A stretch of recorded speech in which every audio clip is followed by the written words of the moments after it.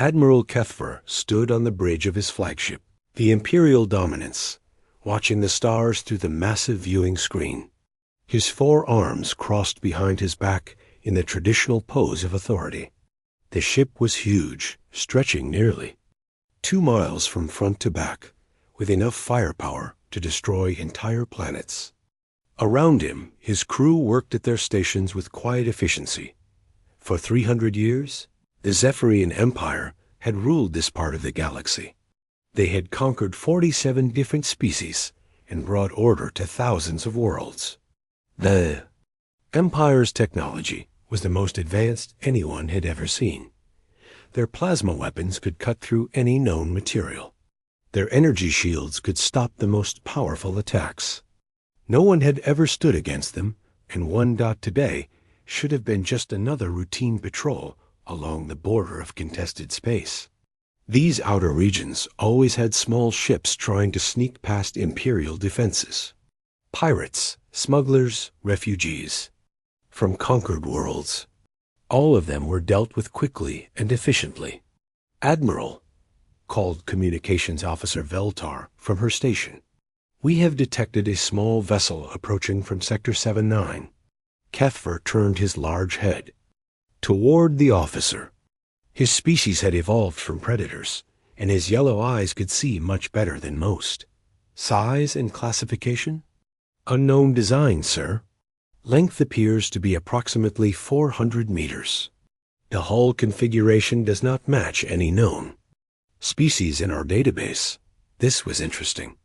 The Admiral walked closer to the main screen. Show me. The image changed to show a small ship floating in the darkness of space. It was white and silver, with a sleek design that looked almost elegant. Strange symbols were painted on its side, along with words in an unknown language. The ship looked clean and new, not like the rough vessels that smugglers usually flew. Scan for weapons and defenses, Kethver ordered. Weapons Officer Crixtel worked at his console for several moments. His 3 eyes focused on the readings. Sir, this is very strange. I am detecting no energy shields, no plasma weapons, no particle beams. In fact, I am reading almost no energy signatures at all, except for what appears to be a basic power source. A primitive species, the Admiral said with satisfaction. Probably just discovered space travel. This will be simple. He turned to his communications officer. Open a channel. Standard first contact protocol. The screen flickered and soon showed the bridge of the unknown ship. A creature sat in what appeared to be a command chair. It was bipedal, with pale skin and dark hair pulled back from its face. Most surprising, it looked almost like a Zephyrian, except it only had 2 arms and 2 eyes. The creature was wearing a dark blue uniform with more of those strange symbols. This is Admiral Kethver of the Zephyrian Imperial Navy, he announced in the common galactic language that most species eventually learned. You have entered Imperial space without permission. Surrender immediately and prepare to be boarded. The creature tilted its head slightly. When it spoke, its voice was clear and calm. Hello there. I'm Captain Sarah Chun of the Earthship Dauntless. I'm sorry, but I think there might be some confusion.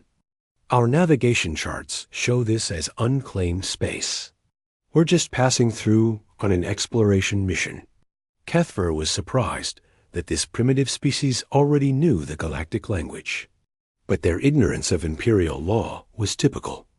All space within 50 light-years of Imperial worlds belongs to the Empire. You will surrender your vessel immediately or face the consequences. Captain Chun looked genuinely puzzled.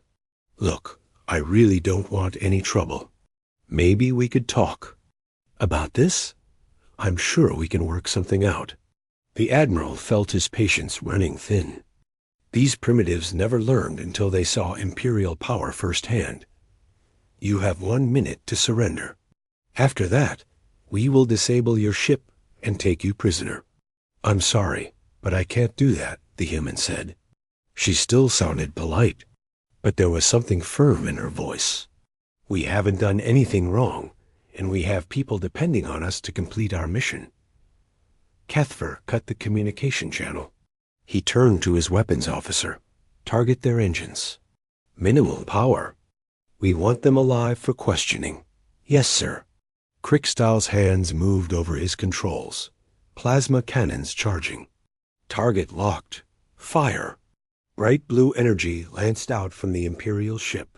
The plasma beams were set to low power, just enough to disable the small vessel's propulsion. But as the weapons struck the human ship, something impossible happened. The plasma simply disappeared. "What?" Krickstahl stared at his console in confusion.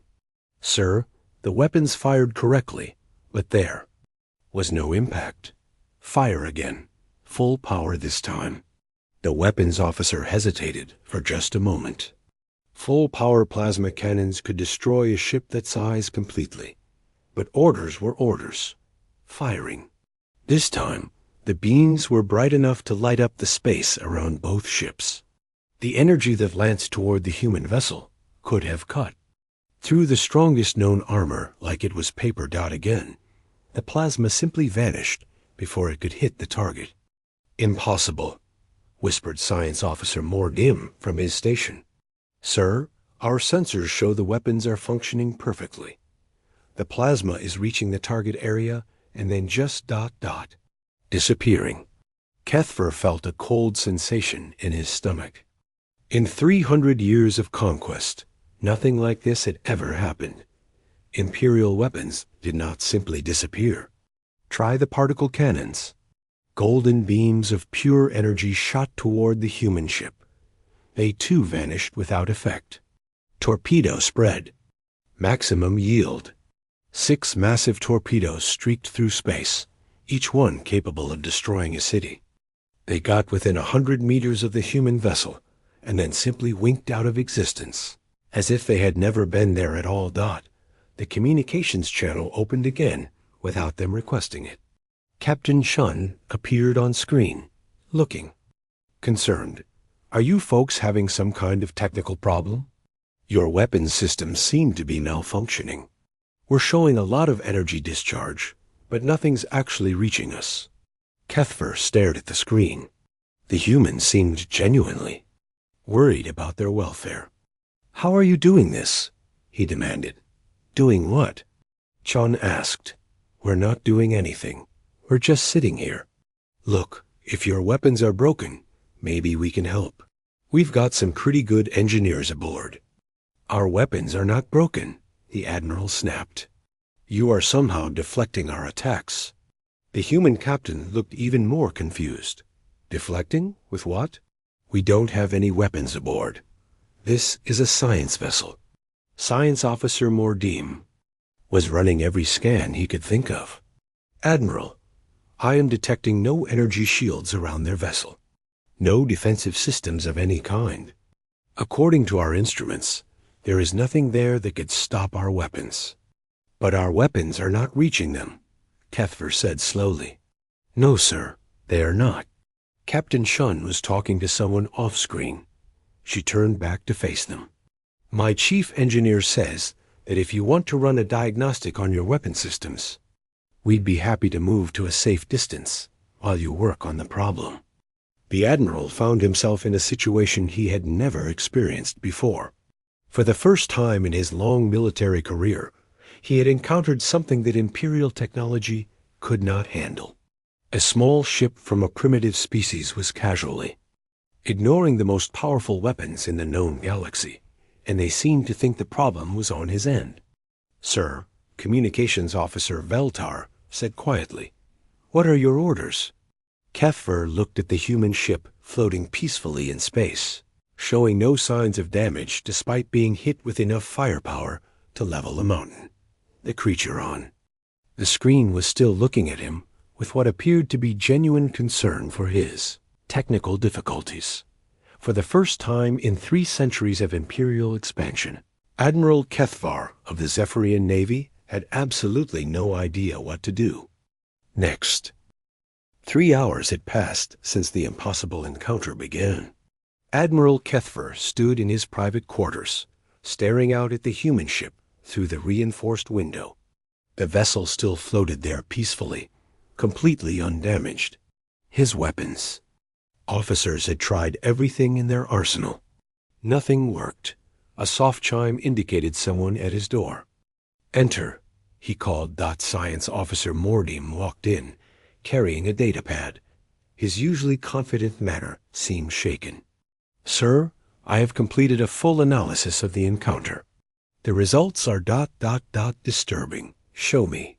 Mordim activated the pad, and a holographic display appeared between them. Our weapons fired correctly. Energy output was normal. The plasma beams and particle cannons reached their target coordinates exactly as programmed. But then, he paused, looking uncomfortable. "They simply ceased to exist. That is impossible." "Yes, sir. According to every law of physics we know, it is impossible. Energy cannot simply disappear. It must go somewhere. But our sensors detect no reflection, no absorption, no heat signature, nothing. The energy just stops existing when it gets close." To their ship, Kethver felt his tail twitch with frustration. In his 200 years of life, he had never encountered anything that challenged the basic laws of science. "What about their defensive systems?" "That's the most disturbing part, sir. We detect no defensive systems, no energy shields, no barrier fields, no deflector arrays. According to our scans, there is nothing around that ship that could stop a thrown rock, much less our plasma cannons." A communication alert sounded. Veltar's voice came through the speaker. "Admiral, the human captain is requesting to speak with you again. Put her through to my quarters." The holographic display changed to show Captain Shun. She was sitting at what appeared to be a simple desk, with star charts visible on screens behind her. She looked exactly like she had hours ago, calm and slightly concerned. "Admiral Kethver," she said with a small smile. "I hope you don't mind me calling directly. I wanted to check if you've made any progress with your technical difficulties." "Our weapons are functioning perfectly," Kethver said stiffly. "Oh." Chun looked genuinely surprised. "But if they're working, why aren't they firing? We've been sitting here for 3 hours, and nothing's happening." The Admiral felt his 4 hands clench into fists. "They are firing. They have been firing repeatedly." "Really?" The human looked confused. "Are you sure?" "Because we're not detecting any weapons fire at all." "Maybe your targeting system is off?" Science Officer Mordim stepped forward. "Captain Shun, our instruments clearly show our weapons striking. Your vessel, how are you deflecting them?" "Deflecting what?" Chun asked. "Look, I'm really not trying to be difficult here, but we honestly have no idea what you're talking about. We don't have any weapons or shields or anything like that. This is a science ship." "Then how are you surviving our attack?" Kethver demanded. "Captain." Chun was quiet for a moment. She turned to speak with someone off screen, then looked back. "My science officer says you might be having some kind of sensor malfunction. Maybe your computers think they're firing when they're not actually firing. That happens sometimes with complex systems." Mordim made a strangled sound. "Our sensors are working perfectly." Okay, Chun said, holding up her hands. "Look, this is obviously causing you some stress. Why don't we try a different approach? What if we set up a meeting, face to face? Maybe we can figure out what's going wrong." "A meeting?"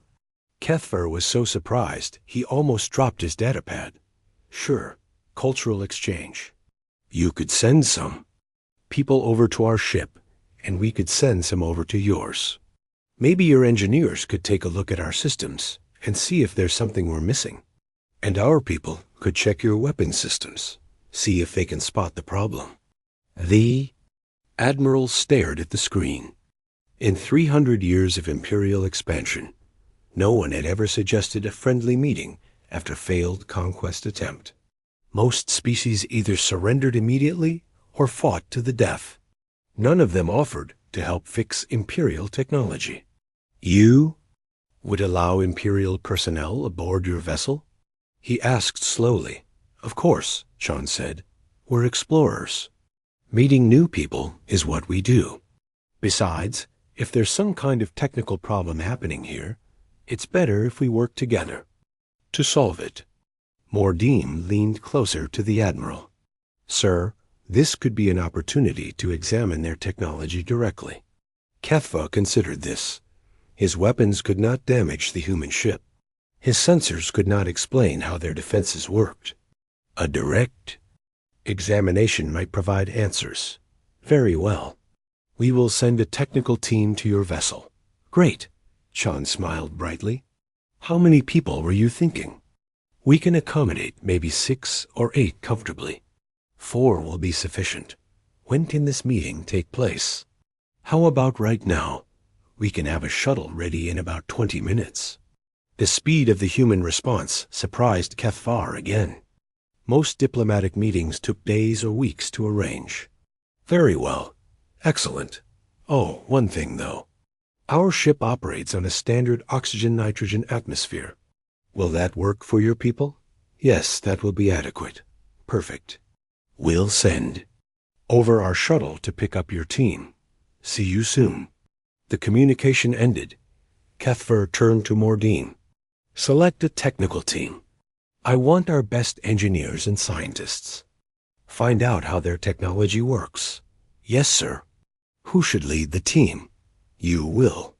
Take Chief Engineer Zarkal and Weapons Specialist Krikstal. And take Security Chief Verhon in case this is some kind of trap. Understood, sir. 20 minutes later, Kethvar watched through his viewing screen as a small craft approached from the human ship. It was white and silver like the main vessel, with the same clean lines and strange symbols. As it came closer, he could see it was much smaller than Imperial shuttles, probably designed for only a few passengers. The shuttle docked with the Imperial ship with surprising smoothness. Kethvar had expected some difficulty, since Imperial docking systems were highly advanced and incompatible with most other technologies. But the human craft seemed to adapt automatically. His technical team assembled in the shuttle bay. All 4 of them carried scanning equipment and recording devices. Security Chief Vorhen also wore a concealed plasma pistol, though Kethvar doubted would work any better than the ship's main weapons. Remember, the Admiral told them through the communication system, your primary mission is to discover how their defensive technology works. Secondary objectives are to assess their overall technological level and determine if they pose a threat to the Empire. Understood, sir, Mordeem replied. The airlock opened, and 2 humans stepped through. One was wearing the same dark blue uniform as Captain Chun. The other wore lighter-colored clothing with different symbols. Both looked remarkably similar to Zephyrians, except for having only 2 arms and 2 eyes. Welcome aboard, said the one in the blue uniform. I'm Commander Rodriguez, and this is Dr. Patel, our Chief Science Officer. Captain Chun is waiting for you on our ship. The Imperial team followed the humans into their shuttle. The interior was surprisingly spacious, despite the small exterior size. The walls were covered with screens showing various displays. Everything looked clean and well-maintained, but also simple. There were no obvious weapons, no armor plating, no security measures that Kethvar could see. So, Dr. Patel said as the shuttle detached from the Imperial ship, what kind of technical problems are you having? Commander Rodriguez here is one of the best engineers in the fleet. Maybe he can help. Weapons Specialist Krikstal spoke up. Our plasma weapons are not functioning correctly when targeting your vessel. Plasma weapons? Commander Rodriguez looked interested. That's fascinating. We experimented with plasma containment back in the early days, but we could never make it practical for weapons. Too unstable. How do you keep the plasma coherent over long distances? Magnetic containment fields, Krikstal answered automatically. then seemed to realize he was giving away Imperial secrets. Magnetic fields, Rodriguez nodded. We tried that too. The power requirements were enormous, and we kept having breakthrough failures. How do you solve the energy drain problem? Krickstahl looked uncomfortable. In a few casual questions, the human had identified the two biggest challenges in plasma weapon design. Challenges that had taken the Empire centuries to overcome. Perhaps, Dr. Patel said, we should wait until we're all together before getting into technical details. Here we are. Through the shuttle's windows, they could see the docking bay of the human ship opening to receive them. Cathver watched. From his bridge, as his technical team disappeared into the alien vessel, he had sent his best people to uncover the secrets of human technology. What he did not yet realize was that the humans were about to reveal secrets that would shake the very foundations of everything the Empire thought it knew about science. Science Officer Mordim stepped out of the human shuttle and looked around in amazement. The docking bay was nothing like he had expected. Instead of the dark, cramped spaces typical of small vessels, this area was bright and spacious. White. Walls curved smoothly overhead, and soft light seemed to come from everywhere at once. "Welcome to the Dauntless," said Commander Rodriguez. "Captain Sean is waiting for us in the main conference room. But first, would you like a quick tour?" "Doctor, Patel thought you might be interested in seeing our engine room." Chief Engineer Zarkol stepped forward eagerly. As the Empire's leading expert on starship propulsion, he was curious about how such a small vessel could achieve interstellar travel. "Yes, we would very much like to see your engines."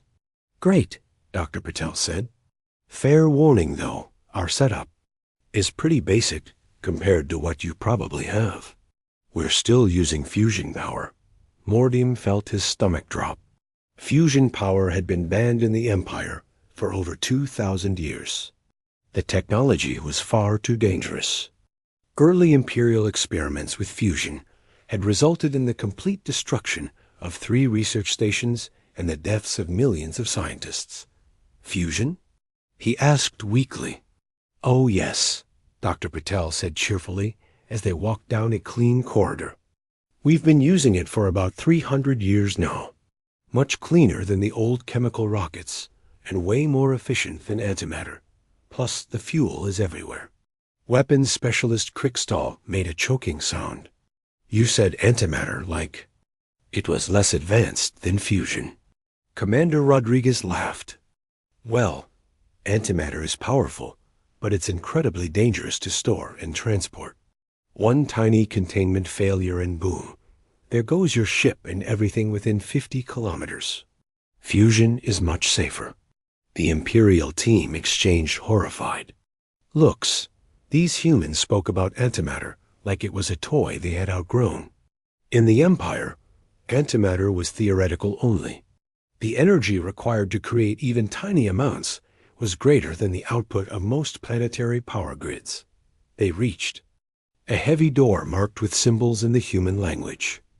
Dr. Patel pressed his hand against a panel, and the door slid open. "Here we are, main engineering." Mordim stepped through the doorway and froze.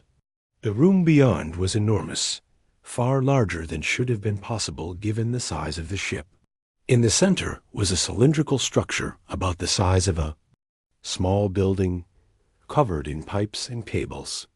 Soft blue light pulsed from within the cylinder, and the air hummed with barely contained energy. "This is our fusion reactor," Commander Rodriguez said proudly. "Mark 7 design. We upgraded from the Mark 6 about 2 years ago. This one runs a lot cooler and produces about 30% more power." Chief Engineer Zarkol approached the reactor slowly, his scanning device held out in front of him. The readings made no sense. The energy output. "This is impossible. How much power does this produce? This little guy?" Rodriguez patted the side of the reactor affectionately. "About 4.7 terawatts continuous output. Not bad for something this size." Zarkol's scanner slipped from his hands and clattered to the floor. The entire Imperial fleet combined produced less than 3 terawatts. This single human ship had more power than the Empire's largest battleships. How do you contain the plasma? Mordim asked, his voice barely a whisper. Magnetic bottles, Dr. Patel said. Pretty standard stuff.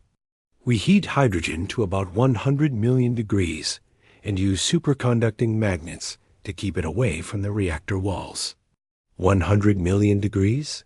Security Chief Verhan had been quiet until now, but this number shocked him into speech. That is hotter than the core of most stars. Yeah, stellar nucleosynthesis is pretty neat, Dr. Patel agreed. Of course, we run our reactors quite a bit hotter than natural stars. Natural fusion is terribly inefficient. Kriegstall was studying his own scanner readings. Your magnetic containment system? The field strength is reading at over 50 Tesla. That should require more power than the reactor produces. Commander Rodriguez grinned. That's the clever bit. We use the reactor's own output to power the containment system. Creates a nice stable feedback loop. The more power we need, the stronger the containment gets. But if the containment fails, Morbium began. Oh, then we get a very brief star, Rodriguez said casually. But that hasn't happened in decades. The safety systems are pretty good now. The Imperial team stood in stunned silence. These humans had built a device that could accidentally create a star inside their ship, and they talked about it like it was perfectly normal. They were either the bravest beings in the galaxy or completely insane. Would you like to see the defensive systems next? Dr. Patel asked. You said you had no weapons, Verhan said suspiciously. We don't, but we do have some basic defensive measures. Nothing fancy, just some point defense turrets. They followed the humans through more corridors to another large room. This one contained what looked like dozens of small cannons mounted on rotating platforms. Each cannon was sleek and metallic, with long, thin barrels. These are our point defense railguns, Commander Rodriguez explained. They're designed to stop incoming missiles and debris. Each one can fire a 10-gram projectile at about 10% of light speed. Kriegstall stared at the weapons in horror. 10% of light speed was faster than the Empire's most advanced missiles. The kinetic energy alone would be devastating. How many of these do you have? On this ship? About 200.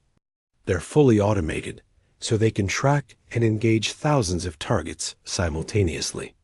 200, Mordim repeated numbly. Yeah, it sounds like a lot, but space is big and missiles are small. You need good coverage to be safe out here. Doctor. Patel activated a control panel, and one of the railguns rotated smoothly. Want to see a demonstration? We could shoot at an asteroid or something. No, all 4 Imperial officers said at once. Okay, Dr. Patel laughed. Maybe later. Let's go meet Captain Chun. As they walked toward the conference room, Zarkal leaned close to Mordim. Those railguns, he whispered. Each one has more destructive power than our main plasma cannons. I know, Mordim whispered back. And they have 200 of them, just for defense. If those are their defensive weapons, Kriegstall added.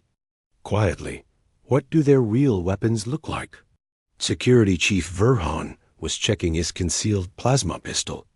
After seeing the human reactor and railguns, the small weapon felt like a child's toy. They entered the conference room to find Captain Chun waiting with several other humans. She stood up and smiled warmly. Welcome aboard the Dauntless. I hope Dr. Patel and Commander Rodriguez have been taking good care of you. Your technology is... Mordim struggled to find the right words. It is very advanced. Advanced? Captain. Chun looked surprised. Really? Most of this stuff is pretty old. The fusion reactor is based on designs from the 2200s, and the railguns are even older. We've been meaning to upgrade, but you know how it is? If it works, why fix it? Chief Engineer Zarkal found his voice. Captain Shun, your reactor produces more power than our entire fleet. Your defensive weapons could destroy our largest battleships. How is this old technology? Captain Chun exchanged glances with her crew. I think there might be some kind of misunderstanding here. Are you saying your ships don't use fusion power? Fusion is banned in the Empire, Mordim explained. It is too dangerous. Too dangerous?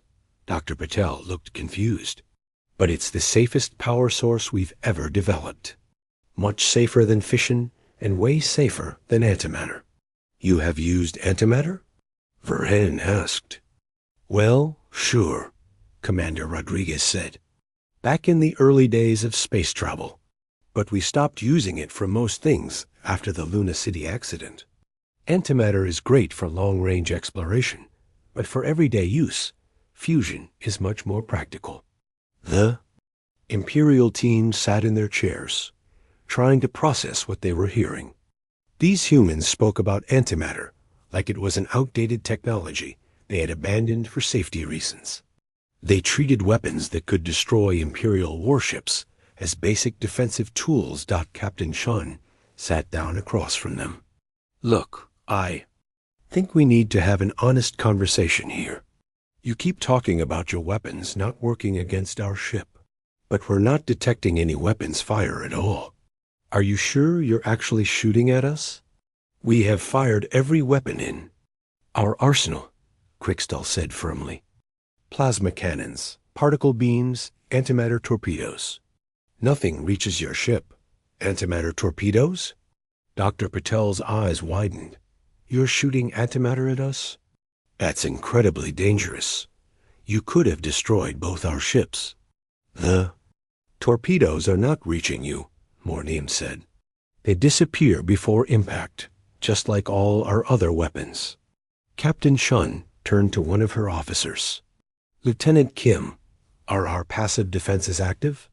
Yes, ma'am. Standard navigation shields are running normally. Navigation shields? Verheyen leaned forward. What are navigation shields? Lieutenant Kim looked surprised by the question. Basic particle deflectors. They push away space dust and small debris so we don't get holes punched in the hull while traveling at high speed. Pretty much every ship has them. Could you show us how they work? Mordim asked. Sure. Lieutenant Kim activated a wall display. It showed a diagram of the human ship surrounded by a faint energy field. It's just a low-power electromagnetic field that deflects charged particles. Nothing fancy. Admiral Kethver paced back and forth across his command bridge, his forearms clasped tightly behind his back. It had been 6 hours since his technical team had boarded the human vessel. Their last report had been so shocking that he had made them repeat it 3 times. The humans were using fusion reactors. They had weapons that fired projectiles at 10% of light speed. Their basic navigation systems could deflect every weapon in the Imperial arsenal. And they spoke about all of this like it was normal, everyday technology. Sir, Communications Officer Veltar called from her station. We are receiving a priority transmission from Imperial Command. Kethver's stomach clenched. Word of this. Encounter had reached the highest levels of the Empire. Put it through to my private quarters. In his quarters, the holographic projector activated to show the imposing figure of Fleet Admiral Zorthek. The old warrior's scales were dark with age, and his eyes held the cold intelligence that had conquered dozens of worlds. Admiral Kethver. Zorthek's voice was like grinding stone. Explain to me why a single ship from an unknown species has held your entire battle group at bay for over 12 hours. Sir, the situation is unprecedented. The aliens possess technology that we do not understand. What kind of technology could possibly stop Imperial weapons? Kethvar activated his own holographic display, showing the readings from their attacks. On the human ship, every weapon we have fired simply disappears before reaching their vessel. Our sensors indicate the weapons are functioning correctly. but the energy dissipates completely upon approaching the target. Fleet Admiral Zorthake studied the data with growing disbelief. This is impossible. Yes, sir. That is what we thought. As well. But my technical team is currently aboard their vessel, and their preliminary reports suggest that the aliens are using technologies we believe to be theoretical impossibilities. Such as controlled fusion reactions, sir, electromagnetic projectile weapons, faster-than-light communication systems. The fleet admiral was quiet for a long moment. Admiral, I am dispatching the 3rd Battle Fleet to your location immediately. Do not engage the alien vessel further until reinforcements arrive. Sir, I believe they may be peaceful. They have made no aggressive moves and have been cooperating with our investigation. A single ship that can ignore our weapons is not peaceful, Admiral. It is a threat. Zorthak out. The transmission ended, leaving Kethvar alone with his troubled thoughts. The 3rd Battle Fleet contained over 200 ships, including the Empire's most advanced dreadnoughts. But if the humans could make Imperial weapons disappear, would numbers really matter? His personal communicator chimed. Admiral, this is Science Officer Mordim aboard the human vessel. You need to hear this immediately. Report. Sir, we have discovered how the humans achieve faster-than-light communication. They are using something they call quantum entanglement, paired with what they describe as basic networking protocols. Kethver felt his legs go weak. The Empire's quantum communication network was their greatest technological achievement. It allowed instantaneous coordination across the galaxy and was the foundation of Imperial power. Are you certain? Yes, sir. They have demonstrated the system for us. But, Admiral, that is not the most disturbing part. Continue. They have offered to connect our ships to their network. As a gesture of friendship, the Admiral almost dropped his communicator. Connect Imperial vessels to an alien network? Sir, their network appears to be far more advanced than ours. They claim it spans multiple star systems and can handle millions of simultaneous connections without degradation. How many ships do they have? There was a pause. According to Captain Shun, this is just one exploration vessel. She says their main fleet is back in something called the solar system. One ship? Kethver repeated slowly. This is one ship, and they have a main fleet elsewhere. Yes, sir. She also mentioned that Earth has a population of approximately 12 billion humans spread across several worlds and orbital habitats. 12 billion. The entire Zephyrian Empire had a population of only 8 billion across 47 conquered worlds, and this was just one human system. Admiral, Mordim continued, there is something else.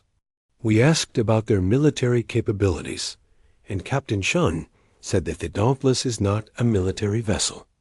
It is a science ship with minimal armament. Minimal armament? We have seen their railguns. Sir, she says those are just point defense systems. When we asked about their actual weapons, she said they left those back home because this is a peaceful mission. Kethver sat down heavily in his chair. If this ship's minimal armament could destroy Imperial battleships, what would their real weapons be capable of? His communicator activated again. This time it was Captain Shun herself. Admiral Kethver, I hope you don't mind me calling directly. I wanted to discuss something important with you. What is it, Captain? Well, your people have been asking a lot of questions about our technology, and frankly, some of us are getting a bit concerned. Are you planning to attack us? The directness of the question caught Kethvar off guard. Our initial intent was to secure your surrender as per Imperial law. I see. Captain Shun's voice remained calm. And now? Now we are trying to understand how your technology works. Fair enough. But Admiral, I think there's been a misunderstanding about something important. You keep talking about Imperial law and conquered territories, but we've never heard of your empire before today. That is impossible. The Zephyrian Empire has ruled this sector for 3 centuries. Ruled according to who? Captain Chun asked. Because our long-range surveys show dozens of independent civilizations in this area. None of them mentioned being part of an empire. Kethver felt cold realization wash over him. What independent civilizations? Well, there's the Andorian Republic, about 30 light years from here. The Centauri Federation is in the next sector over. The Free Worlds Alliance has several systems in this region. Actually, we've been in contact with most of the local governments. They're all very interested in establishing trade relationships. Trade relationships? Sure, we've got some technologies they want, and they have resources and knowledge that would be useful to us. Standard diplomatic stuff. Admiral Kethver stared at the display in growing horror. Captain Chun was describing a galaxy full of independent worlds, free governments, and cooperative trade agreements. But according to Imperial records, all of these worlds had been conquered and brought under Imperial control. Captain, he said slowly, when did you make contact with these civilizations? Oh, we've been exploring this region for about 5 years now. Most of the local governments have been very welcoming. A few were suspicious at first, but once they realized we weren't trying to conquer anybody, they warmed up pretty quickly. Not trying to conquer? Of course not. Why would we? Want to conquer anyone? It's much easier to just trade and share knowledge. Everybody benefits that way. Kethver was beginning to understand something terrible. Captain, what do you know about the Zephyrian Empire? Well, we've heard some stories. According to the locals, there used to be a group that called itself an empire and tried to take over everything. But that was a long time ago. Most people assumed they had either collapsed or moved on to bother someone else. A long time ago? Captain, we have conquered 47 worlds in this sector. There was a pause. Admiral, I hate to be the one to tell you this, but according to our surveys, there are no Zephyrian colonies or military bases anywhere in this region. Are you sure your empire still exists? The words hit Kethver like a physical blow. He activated his communications array and tried to contact Imperial Command, static. He tried the nearest Imperial outpost, static. He tried the Imperial homeworld itself. Nothing but empty static. Captain, he said, his voice barely above a whisper, how long ago did the local civilizations last have contact with the Empire? Let me check with our diplomatic corps. There was a brief pause. They're saying it's been about 50 years since anyone reported seeing Zephyrian ships in this area. 50 years. Admiral Kethver had been patrolling these sectors for 30 years, receiving regular orders from Imperial Command, reporting successful conquest operations. But if the humans were right, if there had been no Imperial presence here for 50 years, then what had he been doing all this time? Admiral, Captain Chun's voice was gentle now, I think you and your people might be in some kind of trouble. Would you like our help figuring out what happened? Kethver looked around his bridge at his crew, all of them busy with their duties, all of them believing they were serving a mighty empire that stretched across the galaxy. He thought about the Third Battle Fleet racing toward this position to reinforce an empire that might not exist anymore. Captain Chun, he said finally, I think we need to talk. 2 days later, Admiral Kethver sat in the conference room aboard the human ship Dauntless, staring at data that changed everything he thought he knew about the galaxy. Captain Chun sat across from him, along with her senior officers and his own technical team. The holographic display between them showed a map of local space that bore no resemblance to Imperial charts. This is the current political situation in this sector, Dr. Patel explained, highlighting different colored regions on the map. The Andorian Republic controls these 12 systems. The Centauri Federation has these 18 worlds. The Free Worlds Alliance covers this entire arm of the spiral. And the Zephyrian Empire? Admiral Kethver asked, though he already dreaded the answer. Dr. Patel highlighted a small cluster of only 6 star systems. According to our diplomatic contacts, this is all that remains under Zephyrian control. The rest declared independence. Over the past 50 years, Science Officer Vordine leaned forward. But we have been receiving orders from Imperial Command for decades. How is this possible? Captain Chun activated another display. We think we know what happened. Dr. Kim, would you explain? Lieutenant Kim stood up and pointed to the display. We've been analyzing the communication signals your ships have been receiving. They're not coming from the Imperial homeworld.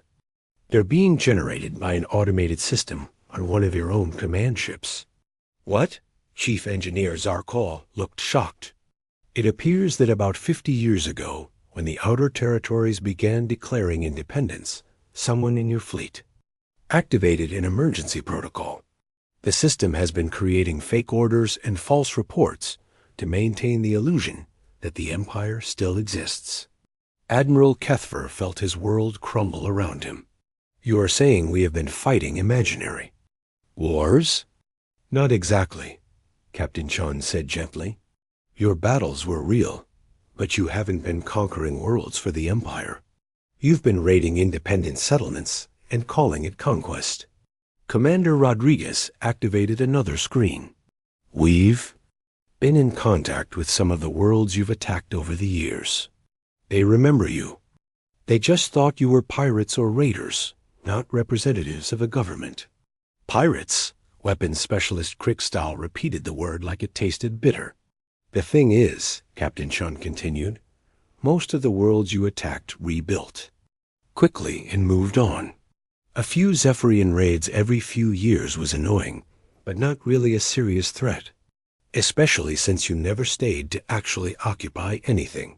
We reported successful conquests, Kethver said weakly, to a computer system that filed the reports and sent back congratulations, Dr. Kim explained. Meanwhile, the conquered worlds went about their business, traded with their neighbors, and generally forgot about you until the next raid. Security Chief Verhan had been silent throughout the briefing, but now he spoke up. What about our home fleet? The ships that remained in Imperial space? We've been trying to contact them, Captain Chun said.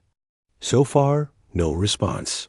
Dr. Patel thinks they might be having the same problem you are, living in isolation, getting orders from automated systems, not realizing that the rest of the galaxy has moved on. Admiral Kethver stood up and walked to the viewing port. Outside, he could see his flagship, the Imperial Dominance. It looked smaller somehow, less magnificent than it had just days ago. How many ships are in our battle group? 43 vessels, Mordim answered. And the third battle fleet that was coming to reinforce us? 212 ships. Captain Chun looked concerned. Admiral, that's a lot of firepower heading this way. What are their orders?